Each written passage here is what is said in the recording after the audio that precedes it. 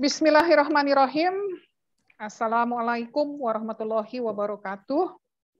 Salam damai sejahtera untuk kita semua. Om Swastiastu, Namo Buddhaya, salam kebajikan. Yang terhormat Bapak Menteri, Bapak Sandiaga Uno, beliau akan join dengan kita nanti di jam 2.45. Yang terhormat Bapak Arya Pering sebagai Ketua Umum, Presiden IHGMA. Yang terhormat Bapak Garna sebagai Ketua DPD IHGMA DKI. Yang terhormat Ibu Mimi Hudoyo dari TTJ Asia yang mewakili media partner. Bapak Putu Laksaguna dan rekan-rekan senior hotelier, para akademisi, dan para media yang tidak dapat kami sebutkan satu-satu namanya. Terima kasih sudah hadir di acara ini. Hari ini kita berkumpul di acara yang diselenggarakan oleh IHGMA serta media dalam forum group discussion bertemakan Perhotelan Bangkit, Adaptasi dengan Regulasi.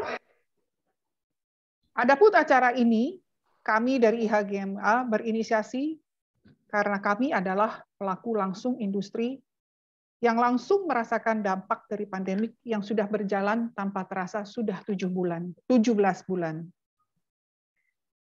Semoga setelah forum group discussion ini akan mendatangkan hasil yang dapat memberikan semangat kita untuk bangkit dari pandemik ini.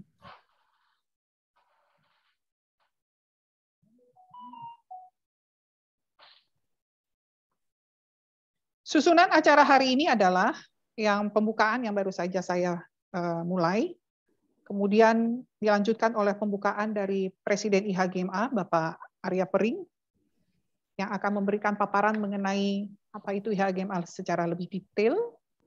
Kemudian juga dilanjutkan oleh pemaparan situasi dari Bapak Garna, sebagai Ketua DPD IHGMA DKI, dan selanjutnya Bapak Menteri akan join pada jam 3:15 dilanjutkan langsung dengan tanya jawab. Dan kesimpulan yang akan dirangkum oleh Bapak Dino Leonandri. Adapun moderator untuk acara di siang hari ini dipandu oleh Bapak Dino Leonandri. Dan untuk semua pertanyaan yang akan diajukan baik untuk IHGMA maupun untuk Bapak Arya Pering maupun untuk Bapak Menteri, mohon untuk tulis di chat. Nanti kami akan membacakan pertanyaan-pertanyaan yang sudah disampaikan di chat. Untuk mempersingkat waktu, saya persilahkan Bapak Moderator untuk membimbing acara ini. Silakan Bapak Dino, waktu dan tempat saya persilahkan. Oke, terima kasih Ibu MC. Assalamualaikum warahmatullahi wabarakatuh. Salam sejahtera bagi kita semua. Salam sehat, salam pariwisata, dan salam IHGMA. Izinkanlah saya moderator untuk memandu acara untuk tema yang sangat sentral saat ini tentang pandemi COVID-19 dengan judul adaptasi dengan regulasi. Untuk mempersingkat waktu, mungkin kita lanjut ke Pak Arya Pering untuk memberikan sambutan sekaligus pemapar pertama. Kepada Pak Arya Pering, kami persilakan. Terima kasih Prof. Dino, yang keren, rambutnya makin oke. Bu Wita, thank you sebagai MC hari ini. Assalamualaikum warahmatullahi wabarakatuh. Salam sejahtera, Namo Buddhaya, Om Swastiastu, salam kebajikan. Jadi karena kita mulai acara duluan, salam sapa, salam hangat, salam sehat saya buat Bapak Sandiaga Uno, yang juga baru selesai ini untuk mendapatkan gelar doktornya, begitu luar biasa di tengah-tengah kesibukan beliau. Beliau masih tetap menjalankan studinya. Nah, berharap Bapak Ibu, teman-teman para GM, dan yang lainnya untuk bisa jalankan inspirasi yang diberikan oleh beliau. Yang kedua, salam hormat saya para suhu saya. Di sini ada Pak Putu Laksaguna yang sedianya sudah berkenan hadir, ada juga kita hormati Pak Angkoso, kita juga hormati Pak Haji Inan, ya begitu juga Pak Gus Kade yang selalu bareng, ada juga Bapak kita yang begitu luar biasa berada di Bali, ya bos kita, bos villa kita yang sangat luar biasa.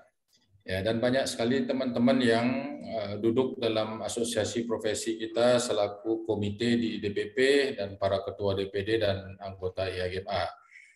Yang tidak lepas teman-teman PHRI juga hadir di sini begitu luar biasa, dan teman-teman akademisi juga hadir di sini, dan salam hormat yang sehormat-hormatnya buat teman-teman media yang bisa berkenan hadir, dan kami juga mengundang untuk bisa menghadiri acara forum group discussion hari ini melalui virtual.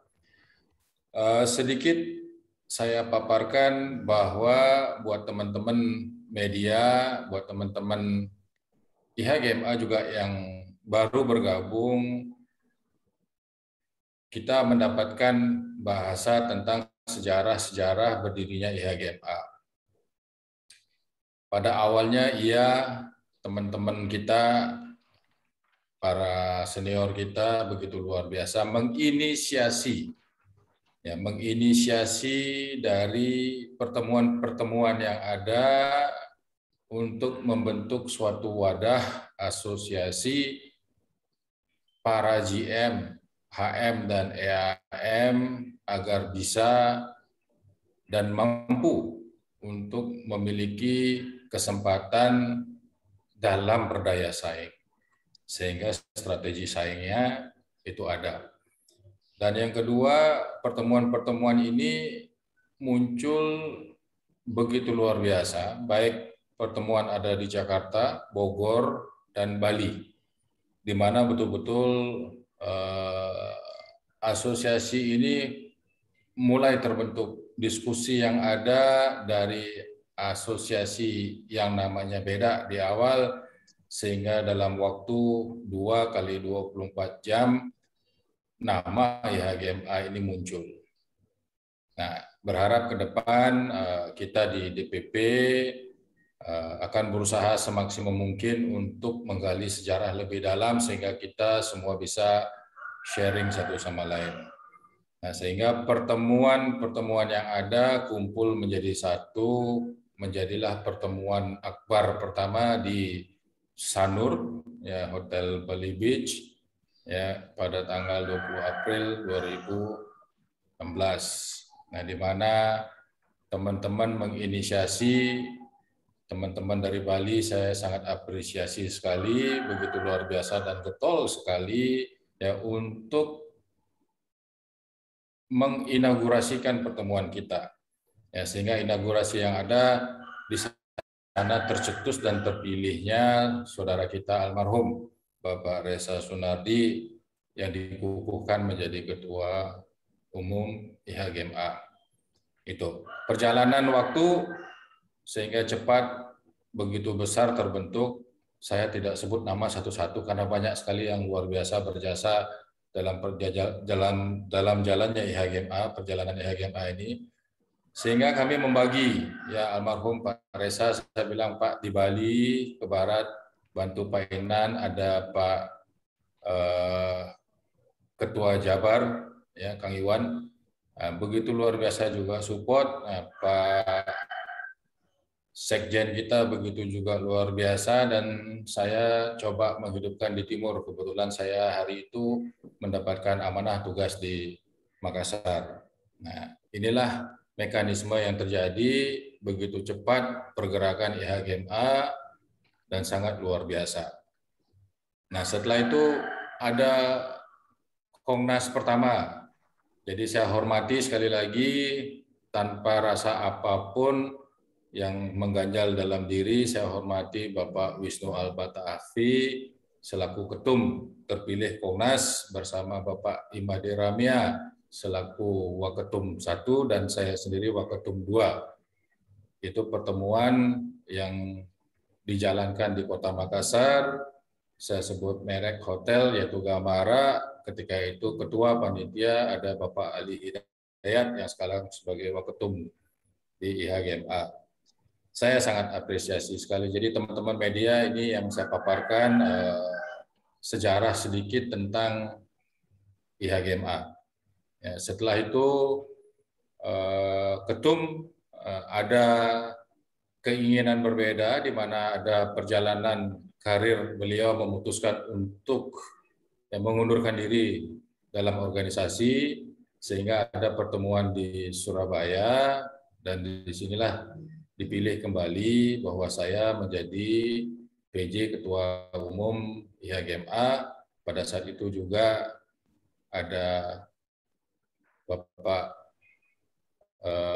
Ali Hidayat, ada juga beberapa teman kita diskusi, ya, ada Pak Rustam Markoto juga menjadi PJ, karena ada beberapa yang mengundurkan diri juga. Nah, inilah yang kita lakukan semaksimal mungkin di saat pandemi, ujian luar biasa yang perlu kita jalankan untuk menjalankan roda IHGMA. Akan tetapi spirit fighting akan tetap selalu ada. Nah, sehingga kita bisa bertahan dan memperjuangkan nama IHGMA seperti sekarang. Dan terima kasih juga kemarin 18 sampai 20 Juni 2021 kita sukses menjalankan Pongnas kedua di Parapat, Sumatera Utara, Toba. Ya, terima kasih buat teman-teman begitu luar biasa yang support kita punya acara ini, perjalanan IHGMA. Bapak Ibu, ke depan besok persis kami juga akan mengadakan rapat dengan teman-teman komite 2021-2024 bahwa program-program IHGMA akan kita paparkan dan nantinya kita akan publish melalui ihgma.id. Nah, sehingga Bapak Ibu bisa melihat transparansi data, transparansi program yang akan dijalankan. Karena kita selalu ingin begitu cepat untuk bertahap dalam situasi sulit ini, tetap bergerak untuk bareng dengan teman-teman semua, mengajak teman-teman di kementerian, stakeholder lainnya, begitu juga di pemerintah daerah untuk berkolaborasi dalam meningkatkan dan mengangkat insan pariwisata khususnya hotelier dalam situasi pandemi seperti ini. Bapak Ibu, dalam simulasi perjalanan IHGMA ini sedikit saya paparkan di mana kita sudah bergelut dengan kementerian untuk saling membantu. Saya katakan saling membantu dengan khususnya Kemenparekraf bahwa IHGMA duduk bareng sebagai tim okupasi. Nah, sehingga sertifikasi standarisasi level 2 sampai 8 itu IHGMA juga terlibat di dalam penyusunannya.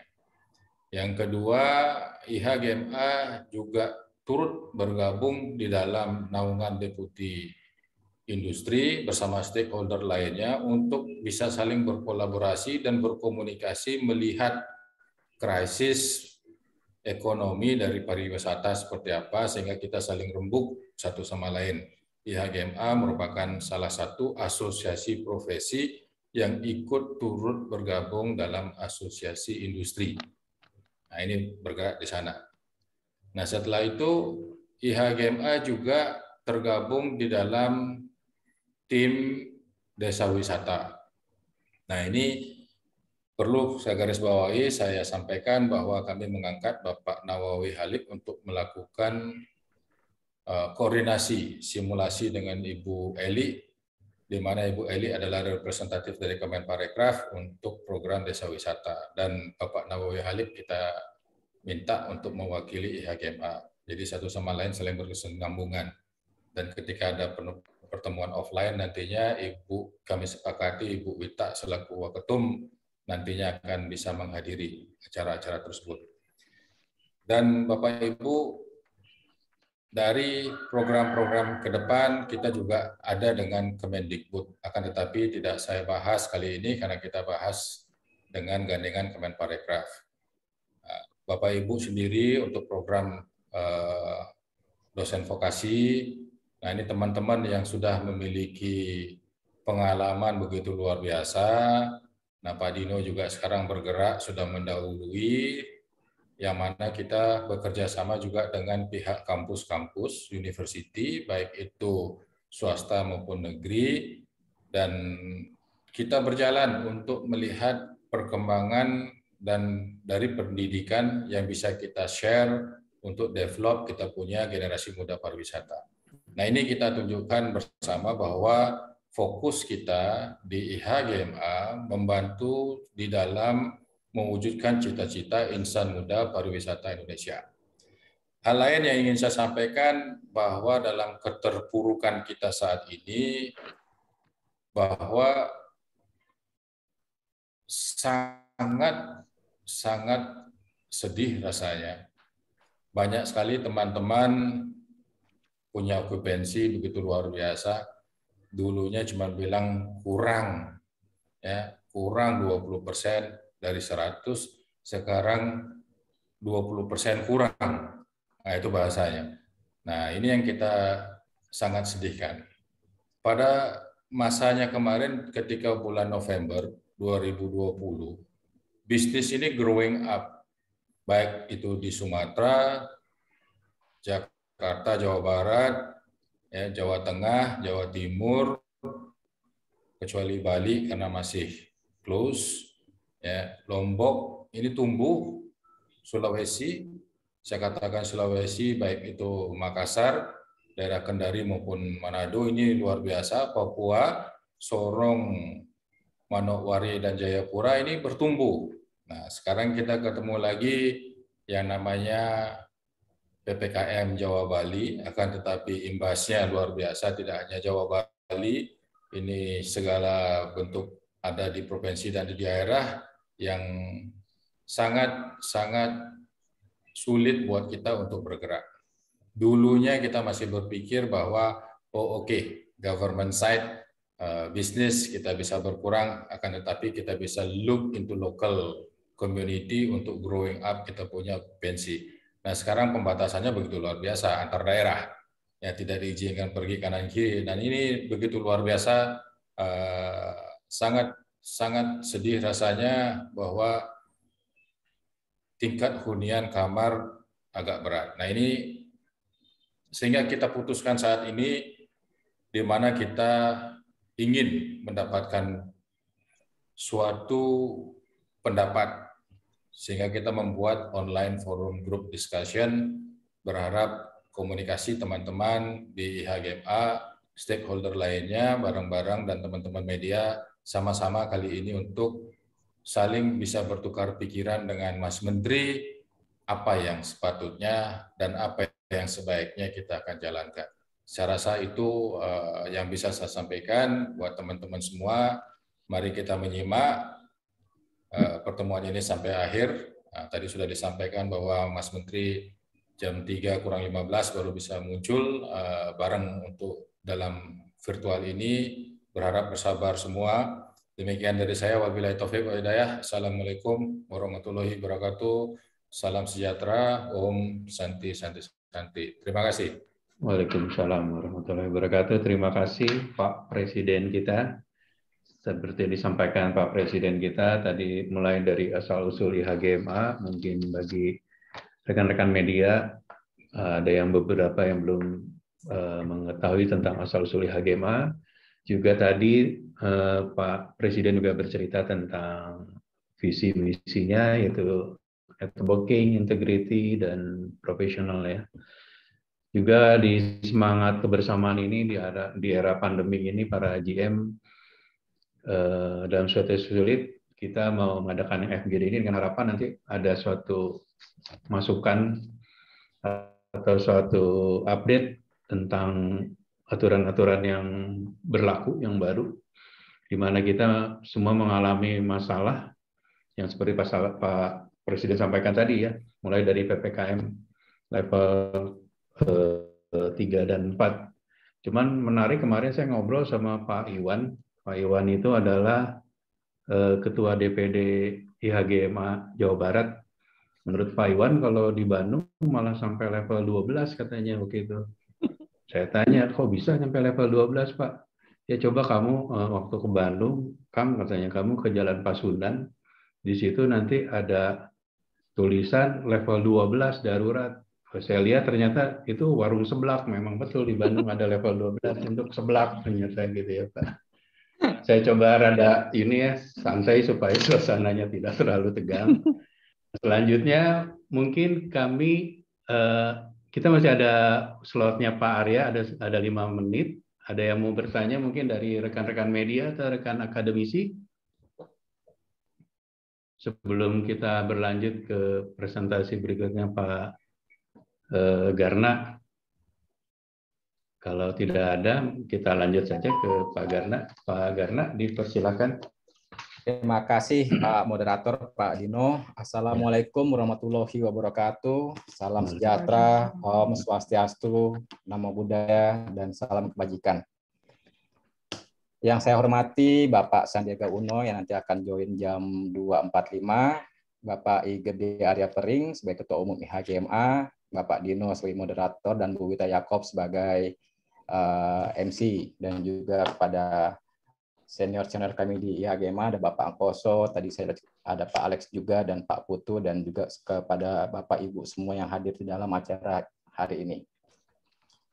Paparan yang akan saya sampaikan saat ini mungkin sudah dirasakan oleh kita semua ya, jadi bukan hal yang baru yang akan saya paparkan, cuman untuk teman-teman media silakan bisa ditelaah karena ini adalah situasi yang saat ini betul-betul kami rasakan di seluruh Indonesia. Pemberlakuan pembatasan kegiatan masyarakat atau PPKM darurat sejak Juli 2021 memaksa sebagian besar kegiatan bisnis terhambat bagi kita semua atau malah berhenti sementara. Industri kita, perhotelan merupakan salah satu sektor yang mengalami dampak signifikan akibat kebijaksanaan tersebut. Berdasarkan data yang kami dapat dari PHRI, bulan Januari dan Februari 2021, tingkat okupansi hotel masih berkisar antara 17%. Kemudian pada bulan Maret sampai dengan Mei di tahun yang sama, terjadi pertumbuhan karena pemerintah menerapkan PPKM skala mikro yang berlanjut sampai dengan bulan Juni. Akan tetapi, tekanan yang masif terhadap okupansi hotel terjadi di bulan Juli, akibat diberlakukannya PPKM darurat, di mana tekanan ini masih kami rasakan sampai di bulan Agustus hari ini. Berbagai cara sudah kami lakukan untuk dapat bertahan di situasi seperti ini. Promo harga kamar yang sangat murah sudah dilakukan oleh teman-teman semua. Paket-paket promo F&B juga jauh lebih murah daripada harga yang sebelum pandemi ini berlangsung. Akan tetapi dengan adanya PPKM darurat yang di mana penjualan makanan hanya boleh untuk take away dan online delivery, seolah-olah membuat restoran kami dan juga hotel kami seperti toko furniture. Kami di sini hanya berdiri menungguin meja dan kursi yang kosong, tapi nggak ada tamunya. Sehubungan dengan pembuatan bisnis plan yang efektif dalam operasionalnya, kami semua para general manager mendapati beberapa poin yang dinilai menghambat, yaitu ketidakpastian regulasi yang ada, alur komunikasi dari regulasi yang kami nilai masih sangat tersendat-sendat, serta terhambatnya troubleshooting dari setiap masalah yang ada dikarenakan ketidakjelasan petunjuk pelaksanaan dari setiap regulasi. Oleh karena itu, agar kami dapat terus bertahan mengayomi kurang lebih 400.000 tenaga kerja yang bekerja di hotel, ini hanya untuk Jakarta saja, kami dari IHGMA mengharapkan bantuan dari pemerintah berupa usulan, stimulus, atau relaksasi sebagai berikut. Pak Yoko, tolong next slide-nya ya.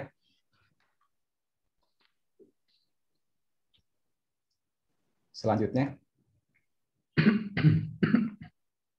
Oke, yang pertama adalah relaksasi iuran BPJS, kesehatan, dan ketenaga kerjaan.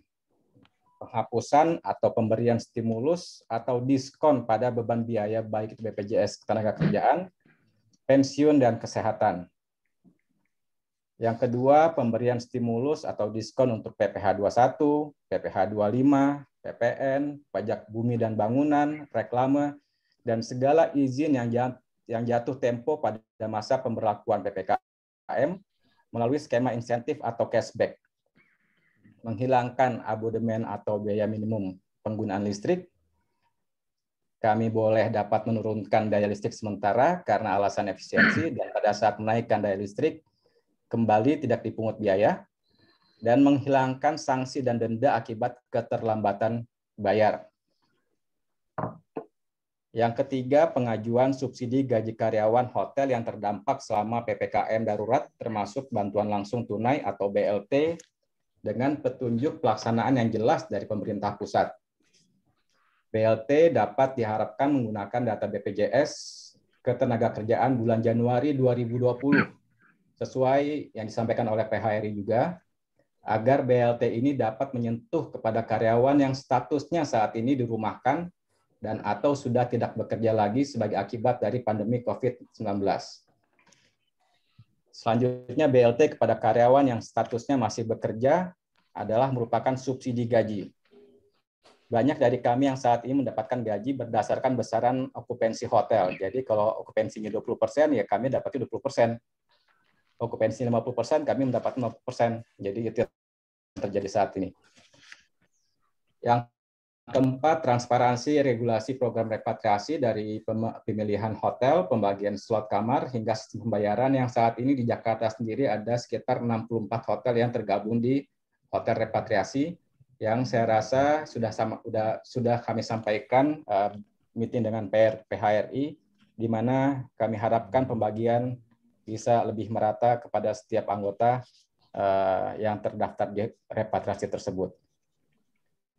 Kemudian yang tidak kalah penting adalah nomor 5. Di saat ini kami mengajukan usul kepada Kemenparekraf untuk membuat wadah informasi bagi rekan-rekan kita yang akan masuk dari luar negeri ke Indonesia, baik itu lokal maupun yang internasional, agar dapat mencari tahu apa yang terjadi dengan situasi di Indonesia, syarat-syarat apa saja yang bisa mereka atau harus mereka lakukan sebelum mereka masuk ke Indonesia.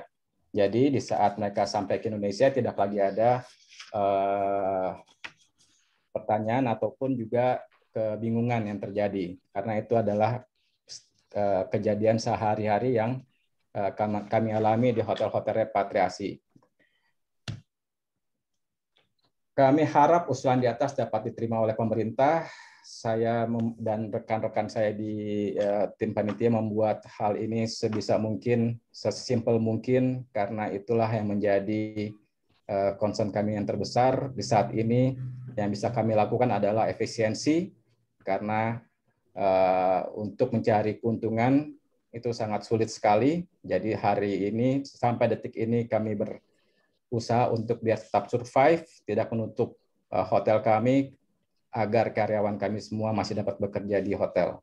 Terima kasih saya ucapkan. Pak Moderator, silakan. Terima kasih. Terima kasih Pak Garna. Seperti pasti yang rekan-rekan hotelier rasakan saat ini, kita memerlukan adanya saat ini stimulus dan relaksasi memang sedang diberikan oleh pemerintah pusat. Cuman seperti disampaikan Pak Garna tadi, salah satunya ada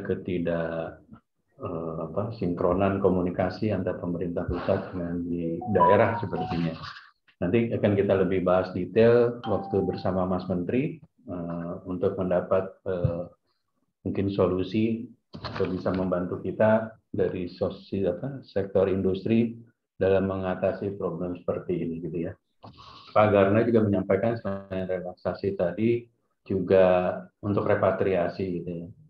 Seperti diskusi dengan Ibu Mita kemarin tuh, repatriasi kenapa hanya dibuka di Jakarta tidak di Bali, gitu. Bali juga misalnya perlu untuk orang yang datang dari luar bisa supaya hotelnya terisi dan sebagainya. Juga dengan adanya bantuan subsidi upah ya.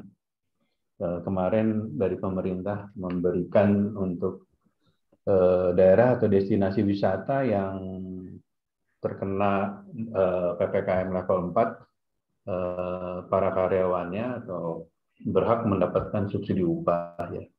Nah, cuman juga nanti kita coba tanyakan ke Pak Menteri detailnya, karena ada dari rekan-rekan GM kita yang merasakan di pemerintah lokalnya itu tidak sinergi, dalam artian secara petunjuknya sudah jelas itu masuk ke level 4, tapi karyawannya tidak mendapatkan BSU ini.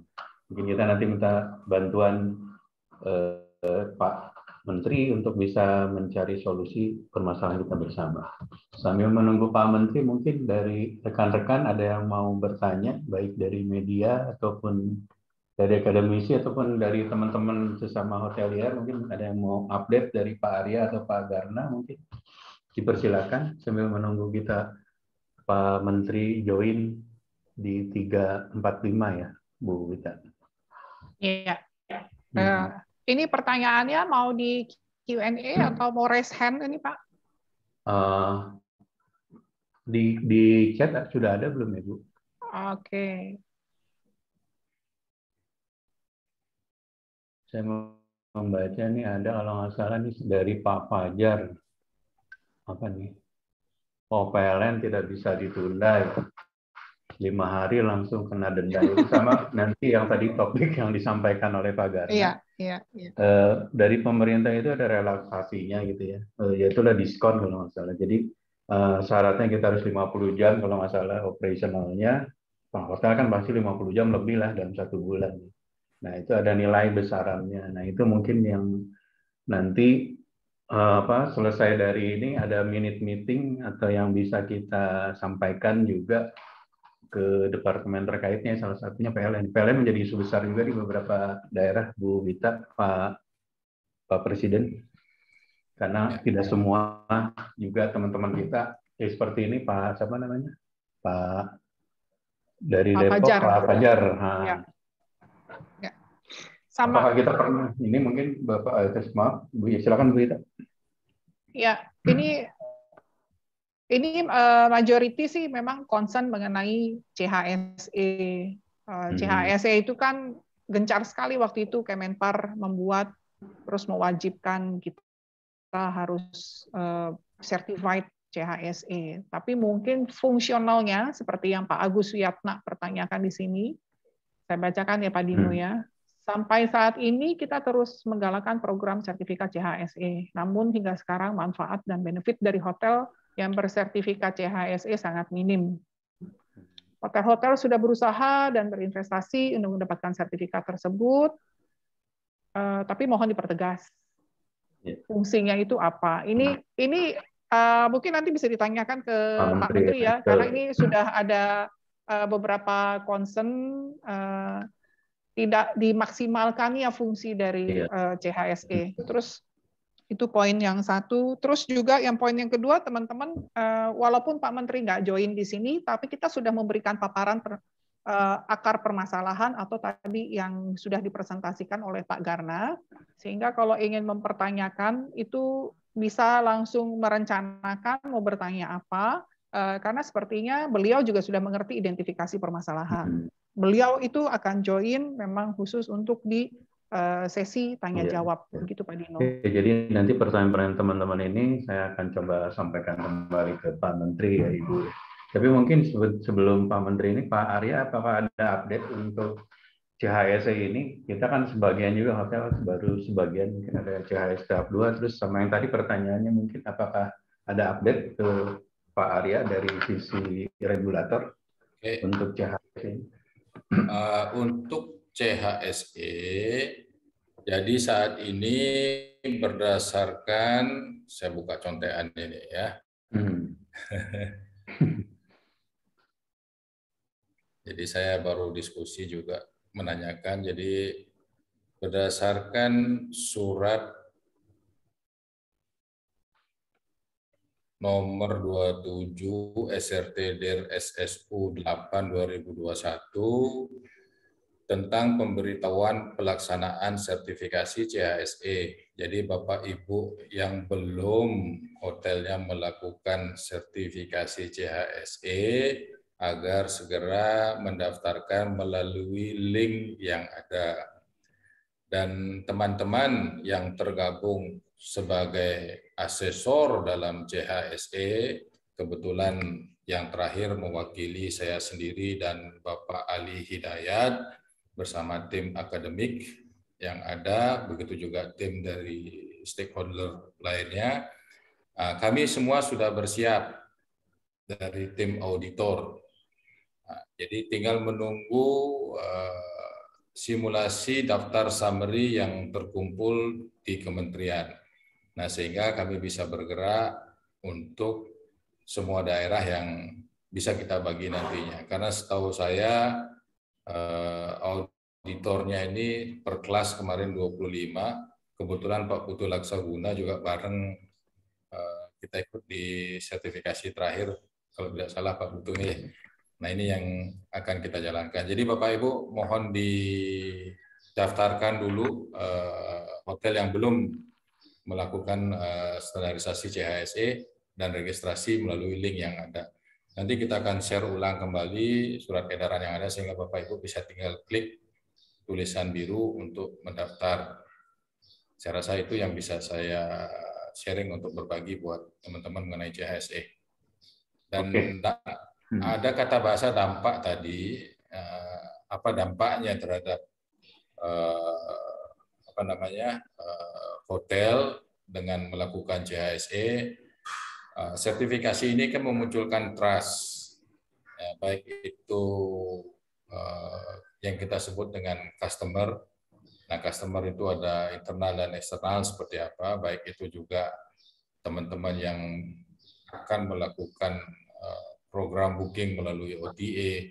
Nah, ini trust dan respect and dignity yang bisa diberikan bahwa hotel sudah tersertifikasi. Nah, sehingga unit hotel kita dipercaya sama customer untuk sebagai pilihan tempat tinggal. Saya rasa itu sebenarnya konsep sertifikasi yang ada. Kalau kita berharap dengan okupansi penuh saat ini, nah ini yang kita akan pertanyakan, regulasi-regulasi yang ada ini yang kita pengen mendapatkan kejelasan. Nah, ini yang sebenarnya yang membatasi kita. Kalau harapan orang hotel sendiri, termasuk diri saya sendiri, kenapa tidak dibuka ya? Nah, tinggal prokesnya diperketat. Nah, kan begitu bahasanya. Cuman kan kita tidak tahu apa ada bahasa selain dari mekanisme yang sudah diberikan baik oleh Bapak Presiden tercinta kita dan jajarannya, sehingga kita harus menjalankan proses-proses yang ada.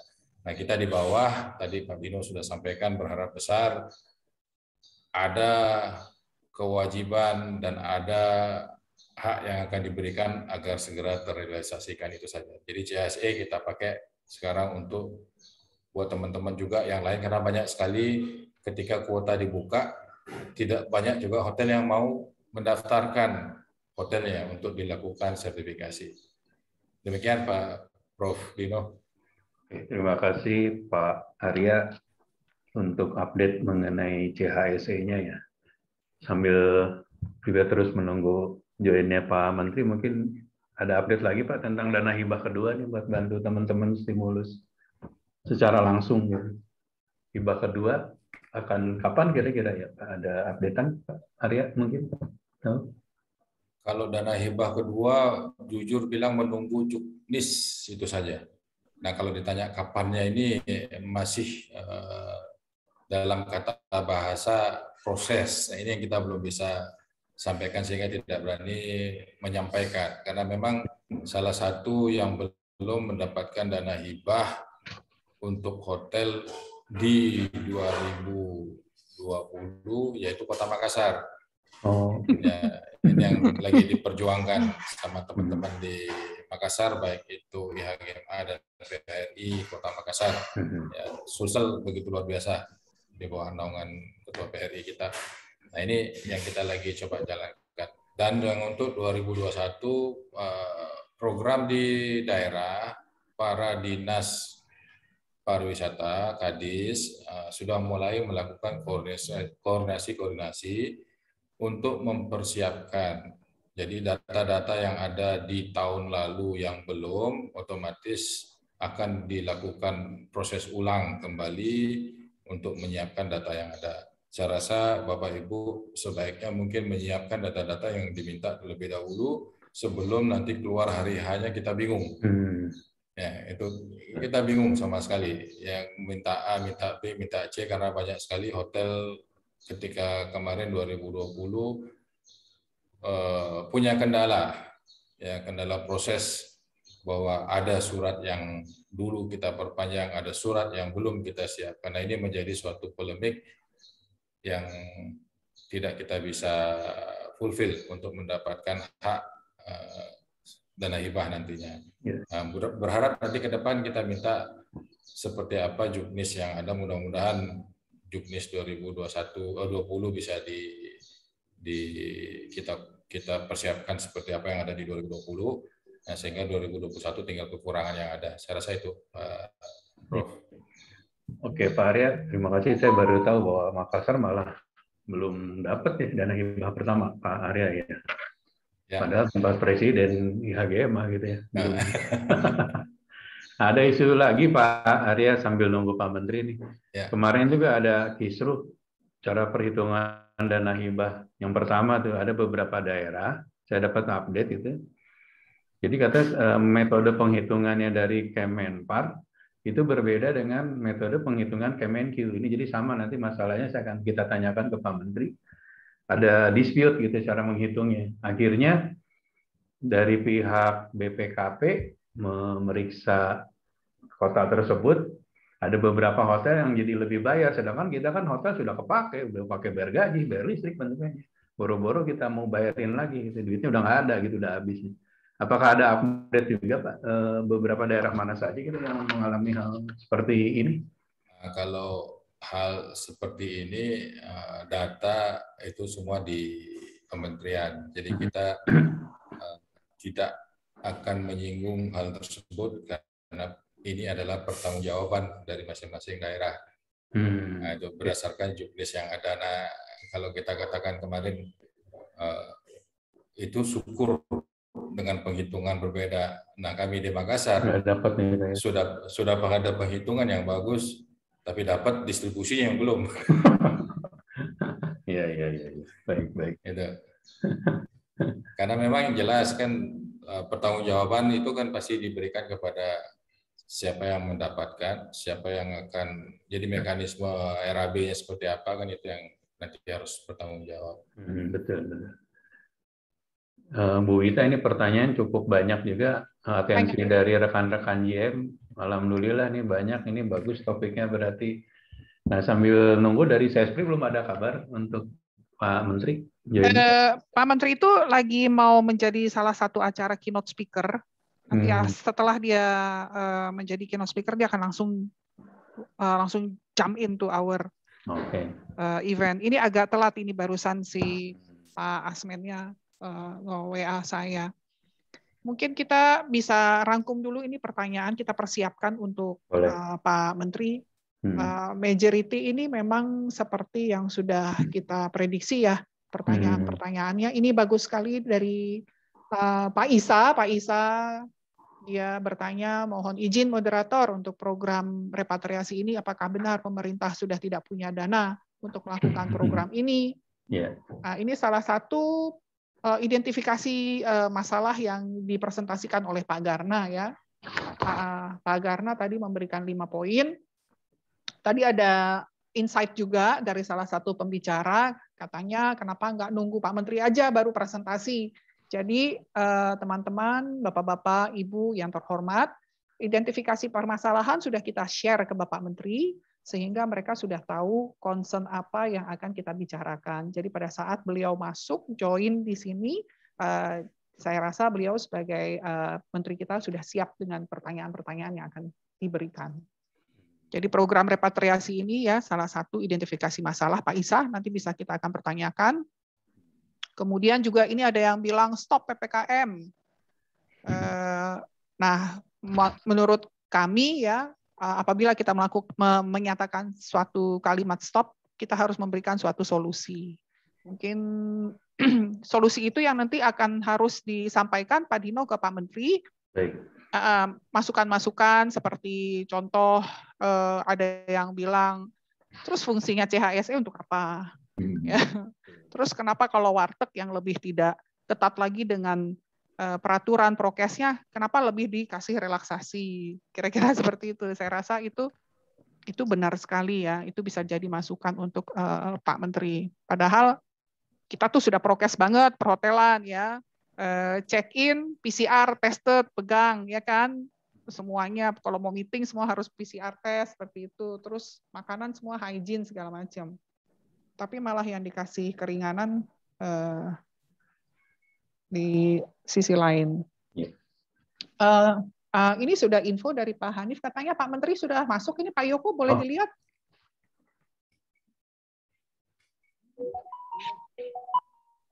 Pak Yoko? Apa ya, sudah ada. Semangat. Semangat. Semangat Mas Menteri. Apa kabar Pak? Alhamdulillah. Pak, aku tadi udah dengerin di Rasani. Teman-teman semua, dan nanti kita insya Allah jawab satu persatu. Dan terima kasih nih undangannya. IKMA merupakan mitra yang luar biasa tangguh. Mudah-mudahan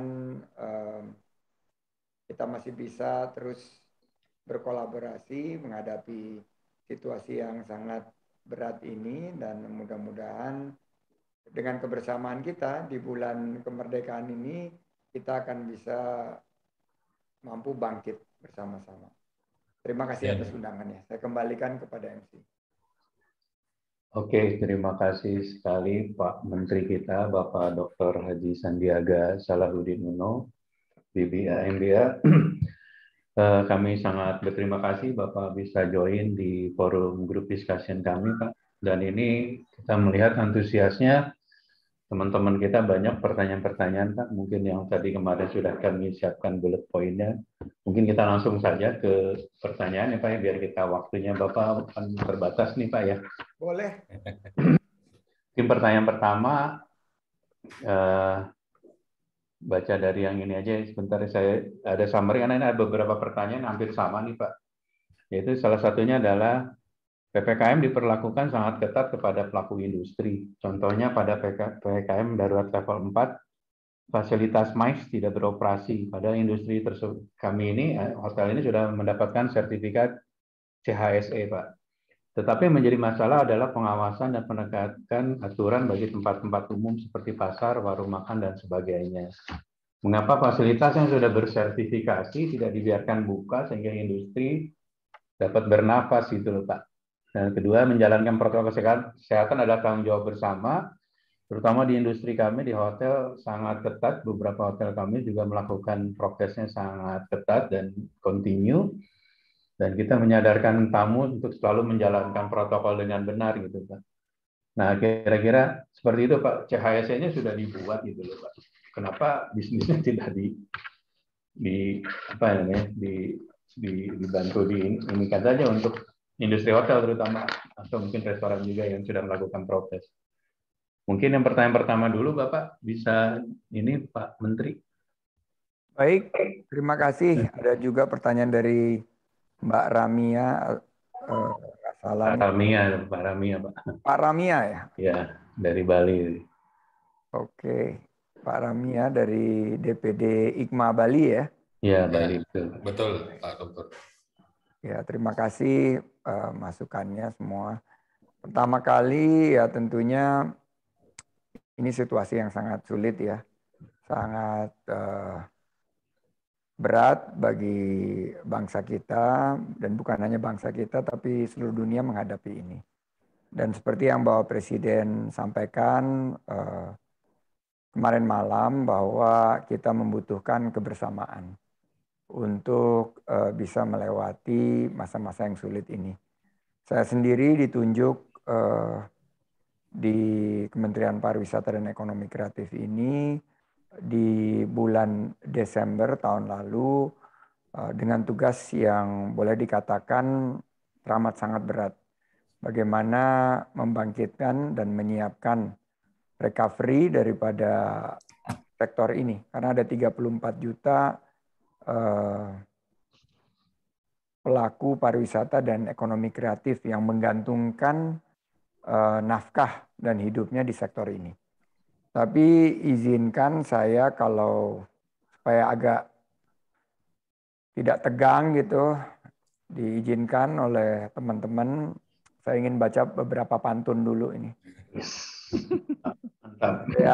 Ya walaupun kita dalam keadaan yang sangat sulit, kita bisa menghargai budaya kita, budaya pantun yang baru mendapatkan penghargaan UNESCO di bulan Desember 2020.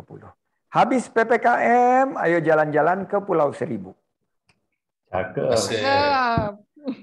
Nikmati wisata alam sambil minum es kelapa muda. Cakep. Bersama IGMA, mari kita terus bersatu. Cakep. Bergerak bersama, bergandengan tangan, bangkitkan sektor pariwisata. Cakep. Untuk menenangkan pikiran, lakukanlah mediasi. Cakep. Cakep. Untuk menenangkan pikiran, lakukanlah meditasi. Seperti yang kita lakukan dengan IGMA Bali, cocok diterapkan sehari-hari. Rekan-rekan IGMA, mari tingkatkan inovasi dan adaptasi. Cakep. Perhotelan bangkit, IGMA pulih, insya Allah Indonesia tumbuh kembali. Amin. Jadi kembali lagi PPKM. Jawab pantunnya boleh Pak? Banyak pertanyaan yang kita sampaikan. Jadi pemerintah melihat bahwa penanganan pandemi ini ada beberapa aspek dan pilar yang utama ini tentunya pilar kesehatan agar kita bisa segera pulih. Ada pilar ekonomi agar kita masih tetap bisa menggerakkan ekonomi kita, menghadirkan lapangan pekerjaan, dan yang terakhir pilar kemanusiaan. Bagaimana kita bisa saling membantu. Nah, untuk CHSE ini PR yang luar biasa. Tahun lalu Mas Wisnu Tama, Menteri Pariwisata dan Ekonomi Kreatif, menggagas bersama Pak Fajar Utomo, Ibu Nike, dan yang ada di sini juga Pak Ari Juliano, staf ahli menteri, untuk melakukan satu langkah yang menurut saya sangat transformatif, yaitu sertifikasi CHSE. Dan kita sekarang memiliki tugas bagaimana CHSE ini bisa setelah setahun berjalan, bisa dipertahankan dan mendapat satu pengakuan, sehingga konsep daripada gas rem atau sandbox policy yang kita terapkan di sini bisa disesuaikan dengan sertifikasi CHSE yang sudah diberikan. Nah, tentunya kita sekarang lagi mengusahakan bagaimana ada insentif sehingga venue-venue yang sudah diberikan sertifikat CHSE ini bisa dimasukkan ke dalam aplikasi Peduli Lindungi yang sudah dalam proses tersambung dengan data vaksinasi dan data testing dan tracing agar diberikan satu insentif. Nah, ini progres yang sedang berjalan dan mungkin nanti kalau ada kesempatan Pak Fajar sebagai penanggung jawab program CHSE ini bisa memberikan satu semangat kepada rekan-rekan. Karena saya juga punya pemikiran yang sama. Saya punya hotel juga kok. Maksudnya saya berinvestasi di hotel. Di situ saya melihat nggak ada bedanya gitu. Udah di CHSE, terus kita sudah sangat disiplin. Padahal kan yang salah itu bukan kegiatan di hotel atau restorannya. Tapi yang salahnya itu berkerumunnya.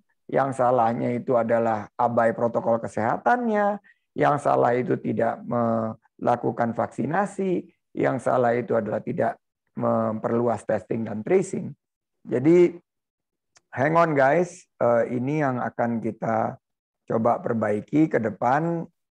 Mudah-mudahan dengan dukungan dari 562 partisipan nih, luar biasa banget di sini, kita bisa meningkatkan CHSE ini sebagai salah satu bagian daripada prakondisi kita di era pasca PPKM ini.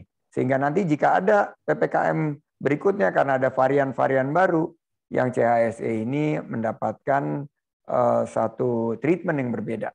Jadi itu poin pertama, dan saya ingin memperluas CHSE karena tahun lalu hanya 6.000-an dan tahun ini kita mau menghajar 8.000 dan prosesnya sudah jalan.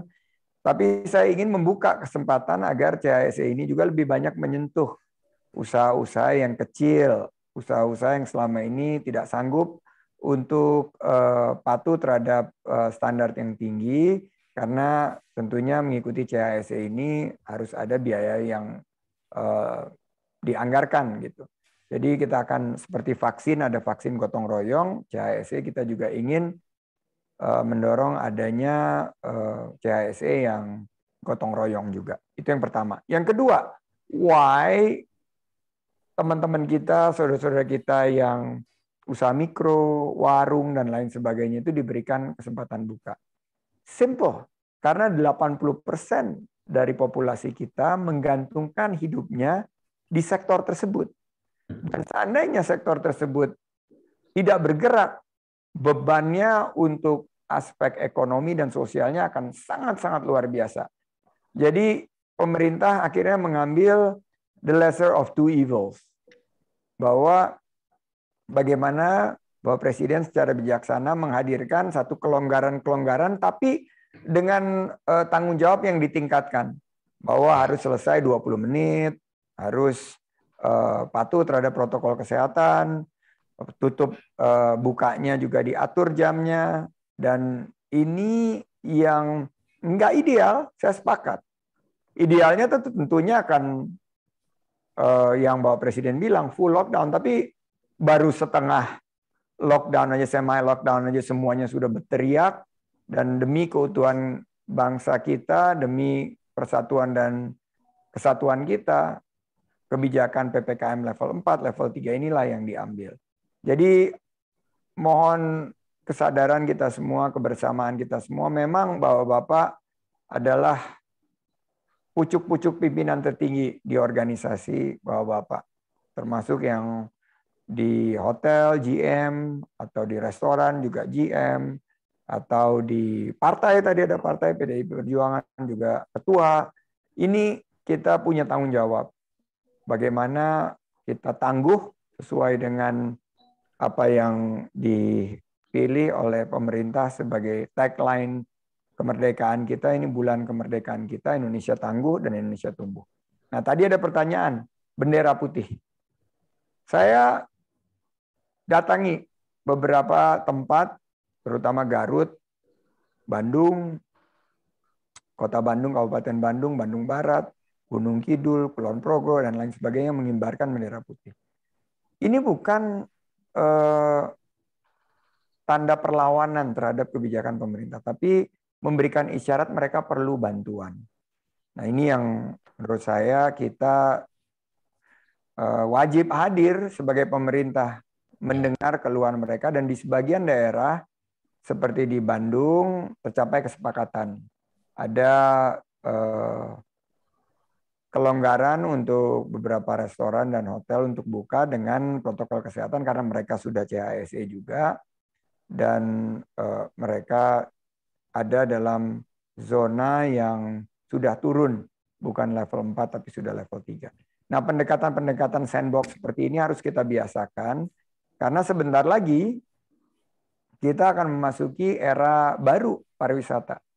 Phuket yang dengan konsep sandbox-nya ini sudah berjalan, masih terus dipantau, dan keadaannya juga tentunya belum ideal, tapi saya melihat bahwa ada beberapa kandidat dari pembukaan kembali perbatasan kita ini yang bisa menjadi kandidat pertama seperti Bintan dan Batam dan Bali.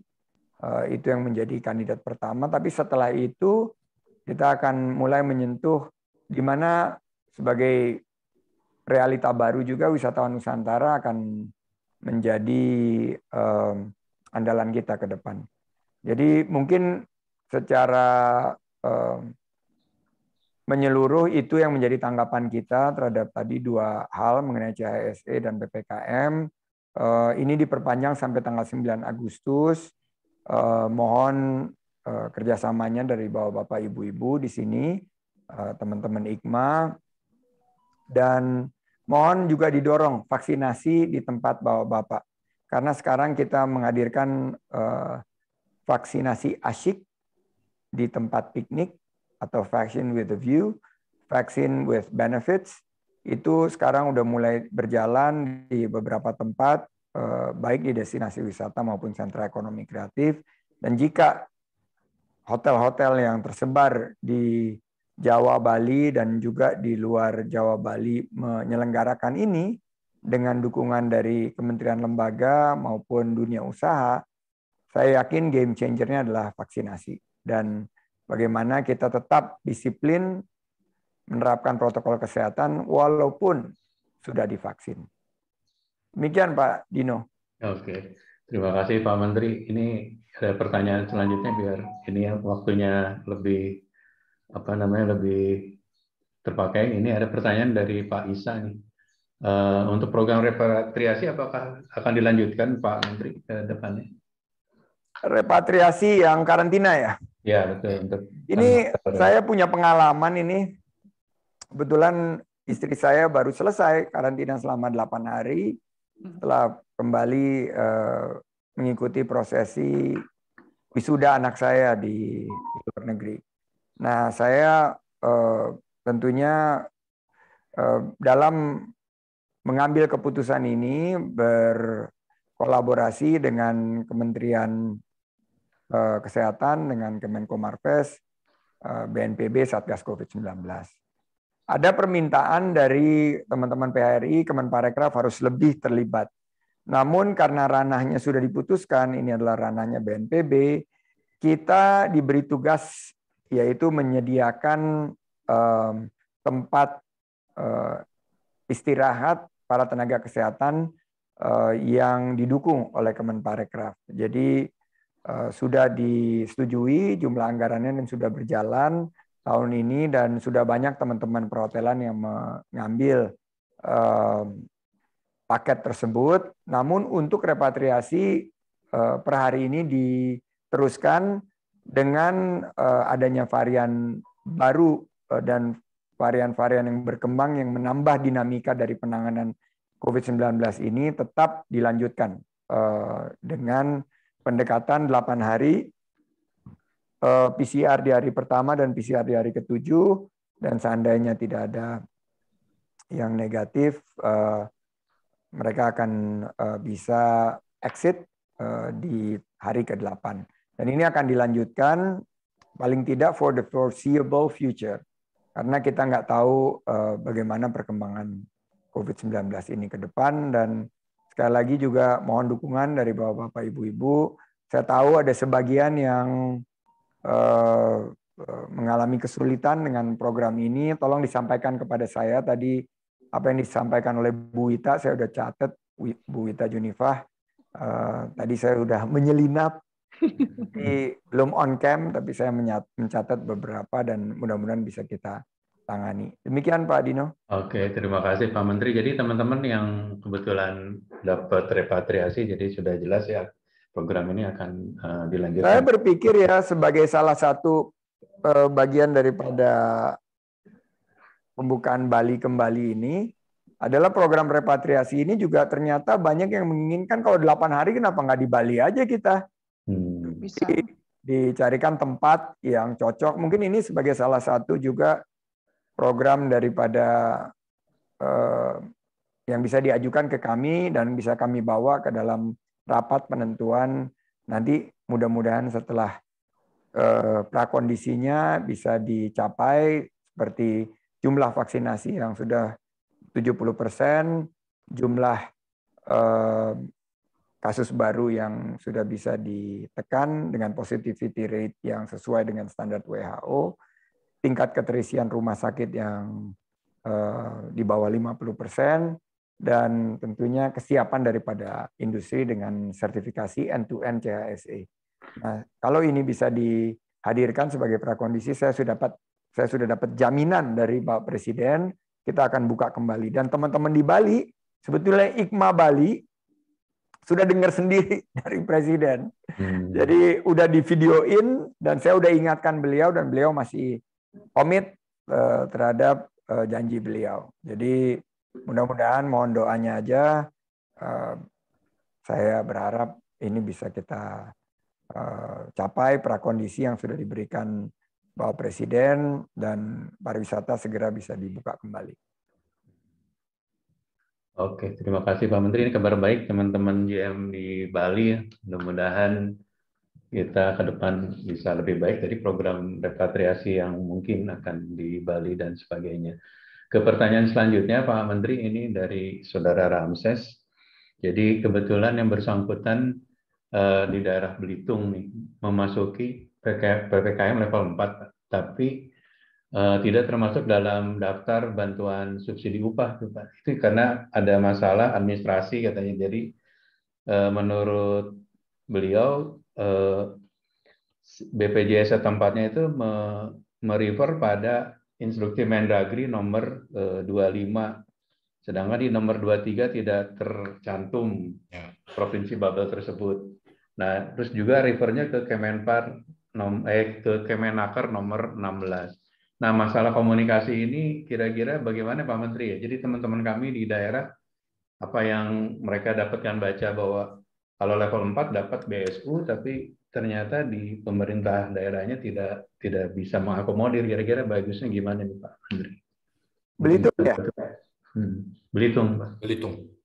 Belitung ini, Pak Fajar ada di Zoom room ini nggak? Coba tolong dibantu Pak, karena ini nggak ada di deck saya nih. Tapi kalau Pak Fajar boleh on cam sama on mic untuk dijawab. Tapi ini catatan saya kalau misalnya Pak Fajar nggak ada atau Bu Nika mungkin bisa menjawab, Bu Nika. Mungkin saya luruskan gini Pak Menteri, jadi si Belitung ini itu baru masuk PPKM level 4 ini di tanggal 26 Juli gitu Pak. Jadi di instruksi Inmendagri nomor 23 nggak masuk, di 25 masuk, tapi si kantor BPJS-nya dia nggak bisa melakukan itu karena referringnya ke nomor yang 25-nya gitu, sama Permenaker nomor 16. Jadi saya melihat adanya komunikasi yang antara kementerian ini sehingga BPJS di daerahnya tidak bisa langsung serta-merta membantu teman-teman hotel di Belitung ini gitu. Padahal Belitung masuk ke dalam destinasi wisata juga, Pak. Iya, banget. Saya catat ya, tapi di sini juga ada Pak Ari Juliano, mungkin bisa bantu karena ini kayaknya ada regulasi yang nggak selaras ini, dan mestinya sih kalau mengacu kepada pucuk regulasi yang sama, dia nggak ada masalah ya. Tapi saya coba catat Pak Dino. Baik, terima kasih Pak. Dan terima kasih masukannya. Ya. Mungkin kita berlanjut. Tadi juga ada masukan dari Pak Garna, Pak, dari DKI. Jadi apakah memungkinkan dibuat semacam... Ini Bu Nika bilang Pak Fajar nggak ada, tapi nanti coba kita cariin informasinya. Dan nanti info yang diminta ini kita sampaikan ke IKMA. Oke, terima kasih. Baik Pak, baik.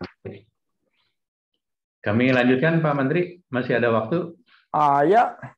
Ya, terima kasih. Mantap. Ini Pak, tadi masukan dari Pak Garna, mungkin Bapak udah dengar bahwa kami memohon jika memungkinkan adanya suatu big data gitu ya, atau data center Jadi bagi para pelaku perjalanan itu tahu gitu memasuki misalnya level 3, daerah level 3 itu harus seperti apa, level 4. Jadi update gitu loh Pak, apa namanya tuh syarat do and don'ts-nya gitu. Karena ada satu daerah juga sama waktu dia berangkat ke sana, daerah tersebut tidak ada fasilitas PCR-nya gitu Pak. Jadi cost-nya akan jadi mahal, dia harus traveling ke tempat lain dulu untuk Benar. Ini aku udah dengar juga nih Pak Dino. Ini yang kita lagi coba semuanya diintegrasikan di Peduli Lindungi. Jadi pemerintah udah sepakat nih pakai platformnya Kominfo. Jadi Kemenkes juga e-hack-nya ini akan migrate ke Peduli Lindungi, dan mungkin untuk update ini boleh di open mic nggak untuk Bu Nike menyampaikan? Silakan Bu Nike. Pak Yoko tolong dibuka. Bu Kurleni Ukar, Deputi Bidang Kebijakan Strategis.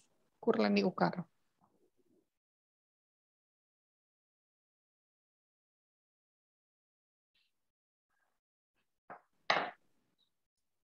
Tidak ada di partisipasi. Ada? Ada. Ini Bu Kurleni Ukar nih ya, saya type ya namanya. Kurleni Ukar Pak Yoko. Mangga, Kurleni Ukar. Kurleni Ukar.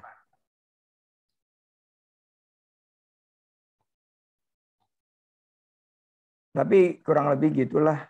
Itu udah dimasukkan. Jadi nanti big datanya. Baik. Karena tadinya kan datanya di mana-mana nih Pak Dino. Oh iya. Dan di Pemda juga ada datanya, di kita juga ada. Bu, ini udah on? Oke, karena paragraf underscore deputy 1 underscore K Ukar. Oke bro, Haikal, tenang bro, kita ringankan bro, sahabat. Tarik napas dulu bro. Kapan lagi sama menteri bro? Jarang-jarang nih. Jarang-jarang dengan Mas Bro. Iya. Tenang Mas Bro, Haikal. Banyak doa bro, banyak doa. Kencengin doanya sama salawat. Wirid ya Pak ya? Iya. Wirid. Terus sambil nunggu Ibu Nike, Pak, ini juga ada pertanyaan dari rekan-rekan lain mengenai energi yang terbesar atau biaya terbesar di hotel adalah salah satunya energi listrik nih Pak. Listrik, benar. Nah, PLN ini juga mohon dibantu nih. Jadi beberapa daerah dia bisa, mungkin karena dekat dengan kepalanya, dia dapat informasi tentang reduksi atau insentif untuk pengurangan biaya energi. Aduh. Nah, gimana ya Pak? Biar, kalau ini mah saya rasain soalnya karena kan ada abodemen tuh. Iya betul. Dan kita serba sulit gitu. Kalau kita turunin, kita nggak bayar, nanti begitu jalan kita harus urus lagi, repot. Iya betul. Dan kalau misalnya enggak, ya mesti bayar kalau nggak diputus. Katanya nggak diputus, ternyata diputus. Iya. Jadi ya gitulah. Saya dulu kan sebagai pengusaha banyak ngeritik pemerintah, nih sekarang saya lagi kualat nih. Saya mesti jawab. Dan ini benar kejadian karena saya ngerasain sendiri juga punya hotel kan. Iya betul. Jadi kuncinya mungkin saya udah ngomong sama Bu Menteri Keuangan, dan Bu Menteri Keuangan ini udah bilang ya kan ada kelonggaran, ada peraturan Menteri Keuangan. Betul, tapi kan teman-teman ini sebetulnya perlunya cash flow, benar kan? Ya, setuju. Kita kan perlunya tunai gitu loh. Jadi kita tadinya mau mendorong kembali dana hibah pariwisata yang tahun lalu didorong, ternyata nggak disetujui guys. Itu katanya nggak tepat sasaran, nggak tepat manfaat. Jadi kita lagi ubah, dan Pak Fajar bersama Pak Hengki Manurung lagi mengubah menjadi bantuan pemerintah untuk usaha pariwisata. Nah ini juga struggling karena teman-teman PEN ini alokasinya, teman-teman pemulihan ekonomi nasional ini alokasinya antar kementerian ini ya ibaratnya kan sekarang porsinya mengecil ya dengan adanya penghematan ini. Jadi kita terus push dan bantuan insentif pemerintah ini sudah masuk ke tahap kurasi, mudah-mudahan bisa langsung direalisasikan. Jadi itu harapan kami. Yang kedua, sebetulnya sih kalau industri yang mau ini menurut saya apa yang saya utarakan pasti semua setuju bahwa jika PPKM ini sudah berakhir, konsep kedepannya itu adalah konsep di mana kita buka tapi menerapkan protokol kesehatan. Jadi hidupnya berdampingan gitu loh dengan COVID. Setuju. Pasti setuju semua karena itu yang dilakukan oleh teman-teman di Eropa maupun di Amerika. Tapi juga jangan konyol kayak Amerika main buka masker, sekarang mereka lagi naik lagi. Jadi nah ini ada pertanyaan nih Muhammad Rauf nih. Maaf Pak, ini Ibu Kurleni Ukar sudah join dengan kita. Oh udah, silakan Bu. Yang tadi peduli lindungi itu Bu. Mangga. Tadi sudah ada dia pakai nama yang Parekraf Des Deputi. Oke. Oke. Nunggu Bu Nike sebentar. Ini yang 600 orang ngedengerin kita lagi kongko gini nih seru juga nih. Aku nggak pakai materi yang udah disiapin. Materi yang udah disiapin nanti aku WA aja deh. Aku bicara dari hati aja ya, boleh ya? Ya Pak Menteri. Ya udah lanjut pertanyaan selanjutnya Pak Menteri ya. Nggak, tapi ini nih benar nih yang pertanyaan tadi nih Muhammad Rauf nih benar. Iya, pembayaran Pak. Pembayaran ini Ya, dilema itu Pak.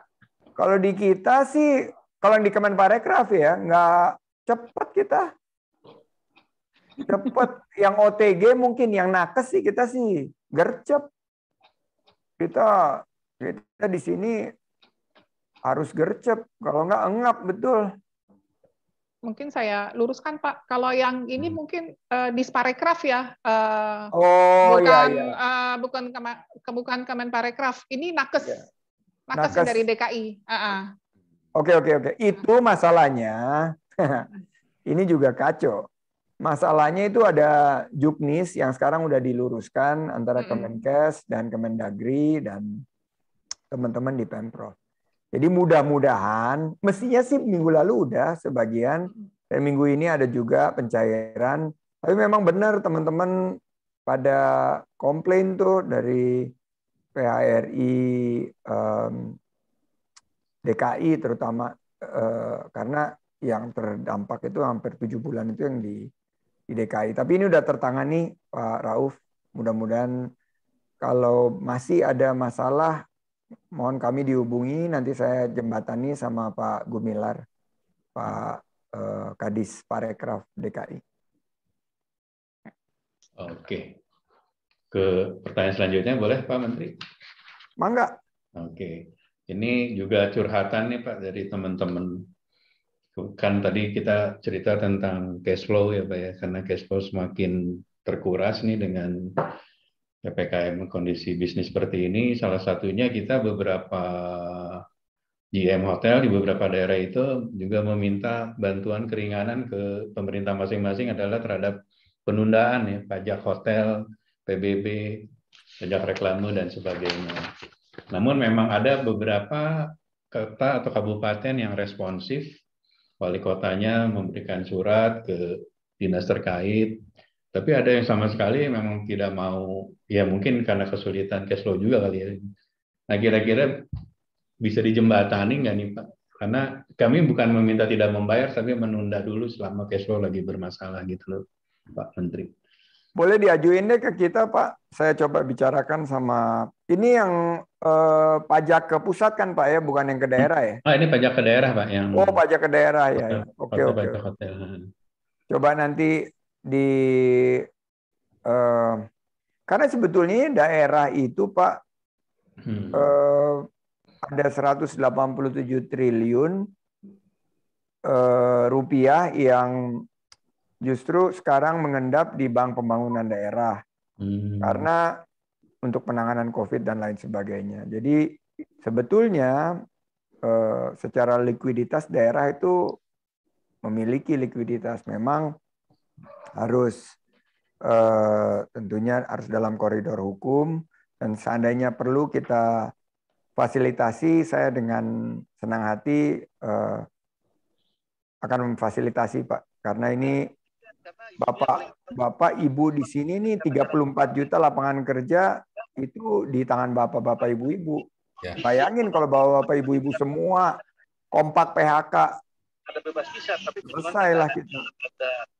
Gitu loh. Jadi tolong sama-sama saling membantu Pak. Jadi kalau memang ada kewajiban yang benar-benar memberatkan dan Bapak bisa menunjukkan bahwa dengan mendahulukan membayar kewajiban kepada karyawan, ini mungkin pemerintah bisa menunggu. Kan sebagai pengusaha dulu begini nih urutannya Pak. Kewajiban kepada negara, kewajiban kepada karyawan, baru kewajiban kepada manajemen, baru kewajiban kepada pemegang saham. Gitu kan kira-kira kan? Ya, betul. Ya.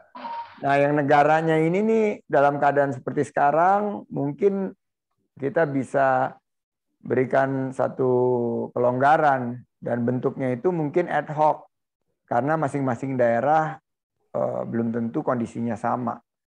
Jadi kayak daerah seperti DKI dan mungkin yang di Pulau Jawa ini lebih longgar gitu loh karena mereka memiliki sumber penghasilan yang cukup beragam gitu. Nanti saya coba cek Pak Dino bisa diajukan ke kita dan langkah ini mungkin menjadi pembuka ya bagi keringanan untuk teman-teman khususnya di garda depan. Ya, terima kasih banyak Pak Menteri. Nanti kita coba take minute Pak dari semua usulan-usulan kita. Nanti kita coba bersurat ke Bapak ya. Hasilnya di Perpres atau tentang yang Pak Menteri, ini Ibu sudah bisa masuk ini Pak. Bu. Mohon maaf Mas, karena saya double, jadinya tadi tidak di sini Wah, masih mute. saking sibuknya Ibu kita di. Tapi Maaf. bukan Ibu juga, saya juga double kok Bu. Nih, saya punya nih. Iya. Ada Tadi saya juga. pembuka dulu, mohon maaf. Jadi balik lagi ke sini. Ya, silakan Bu, pertanyaannya mengenai data-data itu Bu, tadi yang data PPKM.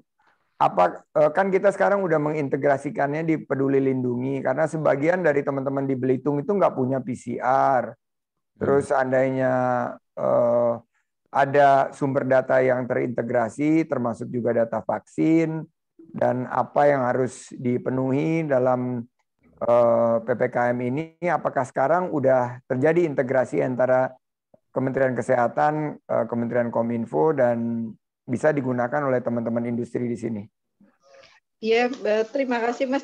Jadi kalau untuk aplikasi di Peduli Lindungi memang sekarang sudah terintegrasi data-data vaksinasi, sudah ada sertifikat vaksinasi di situ, data PCR, apakah sudah PCR tentu yang di tempat-tempat yang sudah ditunjuk begitu ya.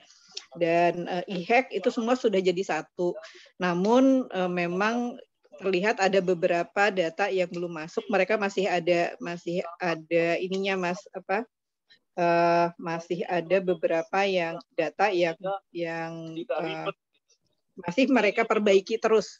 Jadi mohon bersabar, nanti untuk Belitung yang tidak punya PCR mungkin nanti akan kami informasikan ke dinas kesehatannya dan kita koordinasikan ke Kemkes di sini Mas untuk mencarikan solusinya seperti apa. Mungkin itu, tetapi memang teman-teman Kemenparekraf memang banyak bergantung dari kebijakan yang dilakukan oleh kementerian dan lembaga lainnya, sehingga yang bisa kita lakukan adalah membantu memfasilitasi berkoordinasi dengan mereka. Jadi kalau ada persoalan-persoalan silahkan dikirimkan ke kami sehingga kami akan membantu untuk mencarikan solusinya. Mungkin itu nanti saya saya sampaikan email saya biar kalau ada yang mau menginformasikan silahkan langsung. Siap. Saya juga akan kasih email saya ke teman-teman supaya bisa di follow up. Demikian Pak Dino. Oke, terima kasih banyak Mas Menteri sudah dibantu kami. Tim dari hotelier se-Indonesia saat ini bergabung sekitar berapa 600 GM dan akademisi dan orang media juga Pak. Mungkin pertanyaan yang lain Bapak masih ada waktu? Ya. Closing Pak, Pak Menteri mau lanjut meeting berikutnya. Oh, oke. Oke, kita. Oh, udah ada ditunggu meeting berikutnya. Iya Bapak.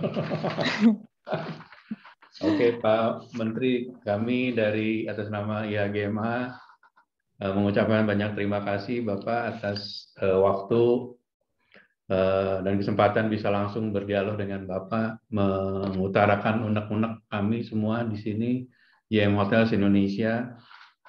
Mungkin sebelum ini Bapak mau menutup dengan pantun atau saya tutup pakai pantun, Pak? Boleh pakai pantun, tapi saya pengen terima kasih teman-teman IKMA ini. Setiap saya berkunjung ke daerah itu selalu ngajakin ngobrol. Yang di Bali malah ngajakin yoga, lari pagi sama-sama. Awalnya banyak banget yang ikut 100 gitu, pas finish tinggal 2.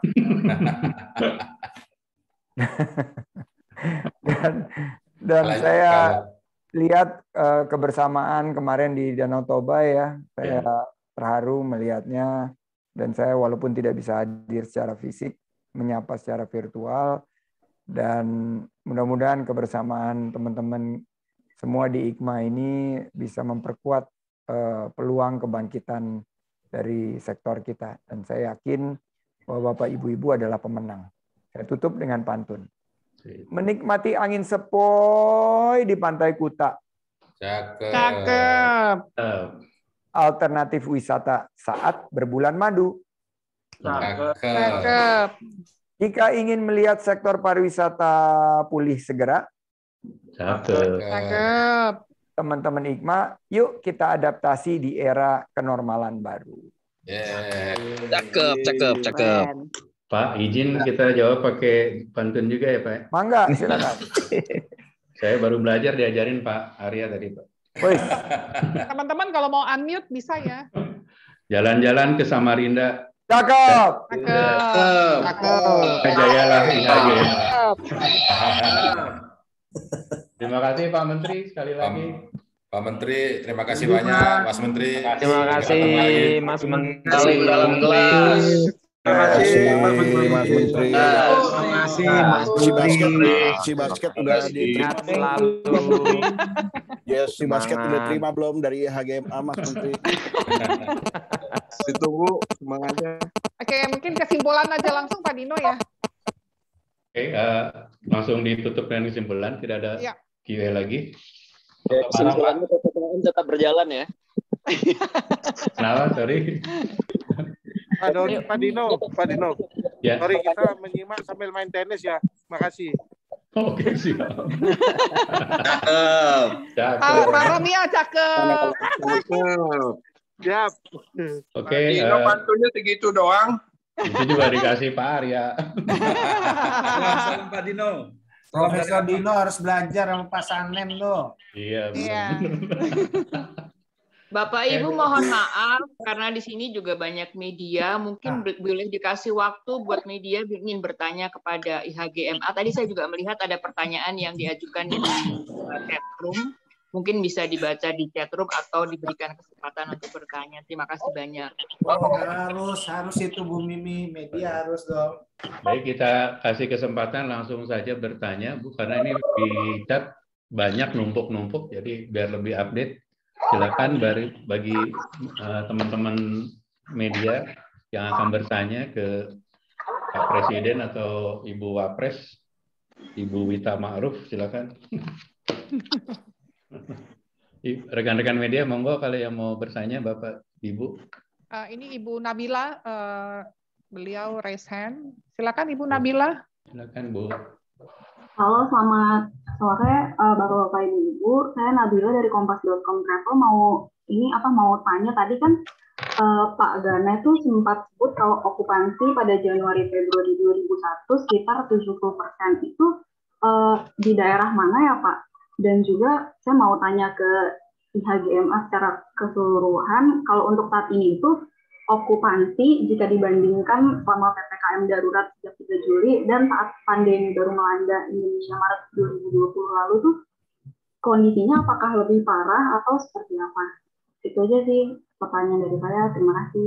Oke, terima kasih Bu Nabila. Mungkin langsung dijawab saja Pak Garna sekalian yang pertanyaan yang selanjutnya selain yang tadi tanya tentang okupansi. Iya, oke, baik. Terima kasih Bu Nabila. Jadi yang tadi saya sampaikan itu buat bulan Januari sampai dengan Februari tahun 2021 itu berkisar di bawah 17% itu untuk nasional, Bu. Ini data saya dapat dari PHRI Pusat yang menyatakan hal tersebut. Jadi 17% untuk Indonesia, Bu. Jadi setiap daerah juga agak beda-beda, tapi secara average, secara nasional 17%. Terima kasih, Bu. Bagaimana Bu Nabila? Kalau nggak kita lanjut, ada pertanyaan berikutnya. Bu Wita, apakah ada pertanyaan selanjutnya?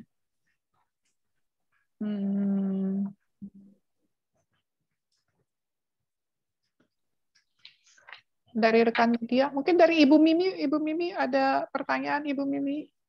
Baik, terima kasih. Saya melanjutkan pertanyaan dari teman saya Nabila tadi. Tadi juga disebutkan mengenai setelah bulan Februari atau selama PPKM ini terjadi kemerosotan kembali ya, kalau saya nggak salah dengar ya Pak. Jadi kondisinya sekarang seperti apa Pak untuk hotel di bicara Indonesia gitu ya Pak. Kemudian kalau tadi juga dikatakan ada berbagai usaha yang dilakukan seperti memberikan diskon dan sebagainya. Itu sampai seberapa besar sih Pak yang diberikan? Kita ingin mendapat gambaran seperti apa sekarang berjibakunya hotel-hotel di Indonesia ini untuk bisa untuk mencoba meraih pasar yang semakin sempit ini gitu ya. Karena kembali saya juga melihat reports yang mengatakan bahwa sudah banyak hotel yang mengibarkan bendera putih gitu. Bahkan tadi Pak Menteri mengatakan kalau itu adalah karena menyerah gitu ya, bukan sebuah protes atau perlawanan, tetapi kalau saya melihat beberapa yang saya lihat di TV yang sempat diberitakan itu sebetulnya berupa semacam protes ya, atau minta perhatian dari pemerintah untuk untuk diberikan keringanan, kemudahan gitu supaya mereka tetap masih bisa bangkit kembali. Jadi ingin mendapatkan gambaran sebetulnya kalau gambaran di lapangannya seperti apa. Terima kasih Pak. Mungkin Pak Arya atau Bu Wita yang mau menjawab. Pak Arya mungkin. Silakan Bu Wita dulu, sebentar saya nyambung. Kebetulan ini mungkin Bu Wita bisa mewakili sekalian dari IHG. Oke. Kalau Ibu Mimi, perkenalkan saya Wita, Ibu. Saya dari propertinya dari Fraser Residence Sudirman. Di IHGMA saya sebagai salah satu wakilnya Bapak Arya sebagai Ketua Umum atau Presiden IHGMA. Sedikit gambaran aja Ibu Mimi, memang kalau PPKM ini kondisinya, saya ambil data dari STR ya Bu ya. Ya. Saya bicara Jakarta, itu industri itu secara okupansi itu hanya 17%.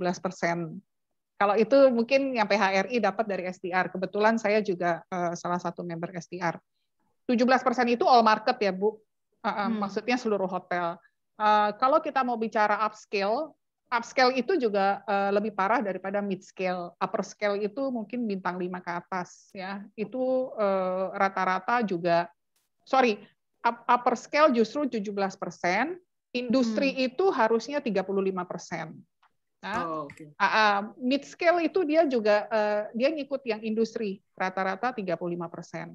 Kalau mau bicara sebelum dan sesudah PPKM itu drastically. Sebentar saya buka dulu data STR. Bentar ya, Bu. Ya.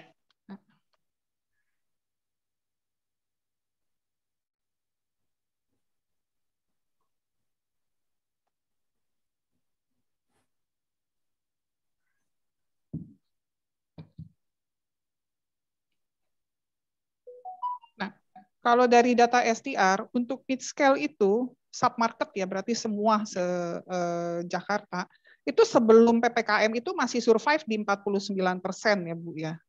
Ya. Tapi pada saat PPKM itu menjadi 30%. Nah, beberapa hotel itu dia beruntung lah ya, dia bisa mendapatkan nakes, terus dia berinovasi dengan OTG, terus dia join menjadi repatriasi akomodasi dengan yang ada sekarang gitu. Tapi banyak juga yang tidak seberuntung itu, Ibu Mimi. Nah, itu yang benar-benar tingkat huniannya itu bisa dibilang di bawah 20%. Terus kalau Ibu bertanya seberapa parah sebelum dan sesudah atau awal pandemik, sebenarnya awal pandemik itu lebih parah karena pada saat awal pandemik itu malah tutup ya, nggak ada sama sekali nyawanya. Pada saat itu hampir 2-3 bulan itu banyak hotel tutup. Jadi kalau mau tanya lebih parah mana, ya paling parah waktu awal pandemik. Cuman artinya 2020 ya Bu ya? Iya, pas waktu bulan Maret itu. Itu kan banyak sekali hotel tutup. Terutama di mid scale ya. Mungkin kalau upper scale dia masih bertahan dengan walaupun ada 1-2 hotel yang memutuskan tutup. Contohnya Keraton Hotel itu bahkan dia laid off semua karyawannya ya, dia tutup gitu. Ownernya memutuskan untuk shifting menjadi properti yang berbeda. Jadi kalau mau ngelihat itunya, flow-nya, awal pandemik itu is the worst situation. Oke, kemudian kita pick up, kita mencoba untuk rebound, tapi asumsi kita kalah pada saat Delta virus masuk ke Jakarta sehingga terjadilah decline lagi. Ya, kalau zaman PSBB dengan PPKM terus terang lebih sulit PPKM karena terjadi penutupan jalan. Penutupan jalan dan itu sangat strict ya. Nggak boleh masuk, nggak boleh sini, sehingga orang juga malas keluar gitu loh. Harus dicek ini, terus tambah lagi sekarang ada aturan sesuai dari surat edaran dari Kementerian Disparekraf harus ada vaksin ya. Oh iya. Itu juga itu akan menjadi mungkin akan menjadi kendala nanti untuk para hotel industri. Jadi situasi perhotelan saat ini di Jakarta seperti itu, Ibu Mimi. Kita beberapa hotel berinovasi pakai nakes, tapi ternyata nggak dibayar sudah 7 bulan. Ya begitu ya, kira-kira ya teman-teman ya. Itu yang itu kan yang nakes tuh ada 2 tuh Bu Mimi, ada dari Kemenpar, ada yang Disparekraf. Yang tadi Pak Menteri sebutkan yang dia bilang, oh saya mah nggak ada masalah, itu betul kalau yang dari kementerian. Tapi yang ada permasalahan itu sekarang yang dari Disparekraf. Oh. Terus sekarang ada lagi repatriasi gitu. Terus tiba-tiba ada informasi ya, saya dengar dari salah satu teman, katanya BNPB sudah tidak membiayai lagi gitu loh, sehingga Pak Garna yang pengalamannya, sehingga biaya pun dibebankan juga oleh secara operasional ke properti masing-masing, begitu ya Pak Garna ya? Ya betul Bu. Jadi hotel yang bayar sendiri untuk semua tenaga nakes dan juga untuk personel dari TNI yang standby di hotel. Dan itu lumayan besar jumlahnya. Kok bisa begitu ya? Itu artinya nanti yang yang repatriasi mereka jadi yang bayar mereka gitu maksudnya. Jadi mereka bayar gitu atau gimana? Jadi untuk yang repatriasi itu langsung dibayarkan oleh para tamu sendiri, Bu. Iya, tamunya yang berbayar ya. Tamu yang membayar sendiri. Tapi untuk hotelnya, untuk tenaga nakes atau KKP yang standby ada dua orang di hotel, ditambah dengan tenaga dari TNI yang awalnya dibayarkan oleh pemerintah, sekarang hotel harus bayar ke gajinya mereka, Bu. Gitu. Jadi itu lumayan sangat besar lah buat kita. Ya. Gitu. Mungkin maksudnya itu kali ya Pak, biaya operasional lah ya, bukan gaji lah. Mungkin maksudnya biaya operasional kali Bu. Sejak kapan itu Pak? Itu sejak bulan Juni akhir Bu, Juni akhir. Buat hotel repatriasi yang baru bergabung sebanyak 4 hotel yang baru tambahan. Dan sekarang sudah ada 64 hotel yang tergabung di repatriasi, dan saya dengar nanti semuanya per bulan Agustus ini juga akan bayar. Jadi nggak hanya 24 hotel tersebut aja, tapi akan 64 hotel yang bayar seluruhnya. Oke. Gitu. Dengan jumlah repatriasi yang jauh menurun, Bu. Kalau dulu kita bisa dapat puluhan per hari. Kalau sekarang mungkin ada 2 orang, 3 orang yang datang ke setiap hotel. Itu yang membuat berat teman-teman hotel yang mengikuti repatriasi ini.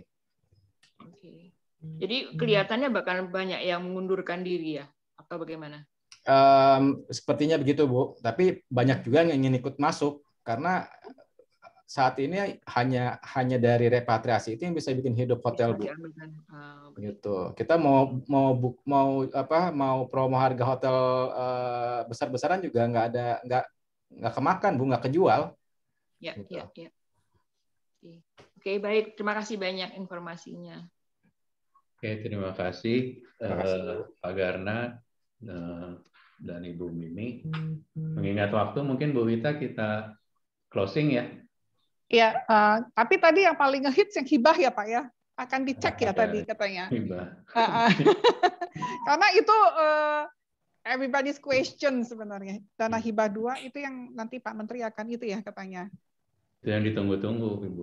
Karena katanya ada dana mengendap sebesar 187 triliun. Oke. Baik, silakan. Masih nunggu ya. Silakan Bapak Dino. Oke, Bapak Ibu, rekan-rekan hotelier, rekan-rekan media, rekan-rekan akademisi, terima kasih buat Pak Dino, yang sudah join ya. Kenapa? Sebelum di close bisa izin nggak Pak Dino untuk nanti masukkan ke Pak Menteri. Jadi mungkin kalau kita meminta PPKM di stop mungkin agak berat ya karena kondisi bangsa kita masih seperti ini di daerah-daerah dengan status COVID yang masih tinggi. Tapi yang bisa kita usulkan adalah sedikit kelonggaran dari status level-level tersebut. Contoh, walaupun satu daerah diberikan level 4, barangkali ada kelonggaran untuk kegiatan-kegiatan di hotel, diberikan kemudahan. Level 3 seperti apa? Kan kalau sekarang level 4 sama sekali hotel tidak boleh pernikahan atau apa. Mungkin bisa diberikan kelonggaran karena kita sudah CISE, kita sudah divaksin semua karyawannya, dan tentu saja kita bayar pajaknya patuh. Mungkin dia bisa jadi pertimbangan untuk kelonggaran ke depannya. Seperti itu, Pak Dino. Terima kasih. Oke, terima kasih. Tadi kan seperti Pak Mas Menteri sampaikan bahwa nanti poin-poin sudah kita note. Kebetulan ada tim admin yang note, dan Pak Mas Menteri juga sudah memberikan akses, ada email langsung. Jadi kita sangat berterima kasih FGD ini bisa punya koneksi langsung ke Mas Menteri gitu. Jadi masalah-masalah di industri kita mungkin bisa, bukannya kita mau bebas, tapi selama ini kan memang kita lebih cepat langsung ke decision maker-nya gitu. Seperti tadi terjadinya perbedaan aturan atau komunikasi antara satu kementerian dan kementerian lain. Ya, mudah-mudahan ini bisa menjembatani, dan alhamdulillah dengan adanya Mas Menteri kita yakin bisa lebih baik ke depannya. Jadi masukan-masukan tadi seperti dana hibah, CHSE yang selama ini sudah dibuat tapi tidak efektif gitu, atau kurang dioptimalkan, bisa kita beri masukan lagi ke kementerian ini. Izin Pak Dino. Ya. Dino. Intinya tadi sampaikan Pak Agus dan teman-teman adalah karena sudah ada CHSE, kenapa sih masih ada larangan gitu? Kita sangat paham Pak. Jadi sebelum kita meeting ini kita udah tektokan nih panitia kecil tuh poin-poinnya udah ada sih. Ya, cuma karena waktu keterbatasan tadi jadi jangan ada lah pelarangan kan kita sudah. Betul. Thank you Pak Dino. Ya, Pak Dino, terima kasih Pak Sugeng. Masukan Pak Dino. Ya. Gimana? Mungkin untuk masukan saja yang masalah repatriasi, penurunan tamu dari repatriasi, salah satunya itu dikarenakan kebijakan vaksin, Pak. Yang mana di luar negeri, tamu luar, itu untuk vaksin, itu hanya didahulukan usia 55 sampai 60 ke atas, Pak. Nah, sedangkan tamu-tamu yang masuk itu adalah pekerja. Ya. Nah, yang mereka usianya berkisar 40 ke bawah, yang masih efektif. Nah, ini sangat-sangat berpengaruh. Dan pengaruhnya itu bisa sampai 40%, Pak, turunnya Pak kita, Pak. Oke, Pak. Kebijakan vaksin tersebut. Karena di sana belum diberi yang di bawah 40 ke bawah itu belum dibolehkan untuk vaksin. Oke. Oke, terima kasih Bapak. Baik Pak, terima kasih Pak. Masukannya, Bapak dan Ibu, semua masukan ini kita akan catat dan kita akan sampaikan nanti. Kebetulan Ibu Wita ada tim untuk membantu kita menjembatani ke Mas Menteri. Akhir kata saya tutup acara FGD ini. Terima kasih sekali lagi buat partisipasinya. Jayalah jaya IHGMA. Assalamualaikum warahmatullahi wabarakatuh. Waalaikumsalam warahmatullahi wabarakatuh. Waalaikumsalam. Terima kasih semua. Semoga sehat, salam sehat. Sampai ketemu. Ya. Thank you semua. Bye. Thank you Pak Arya. Thank you Pak. Terima kasih Pak Dino, makasih. Misami. See you semuanya. Pak Ketum. Thank you Bu Wita. Thank you Pak Arya. Thank you Bu Wita. Thank you. Thank you Pak Garna. Terima kasih. Sehat-sehat semuanya. Terima kasih HGMA. Thank you HGMA. Thank you semua.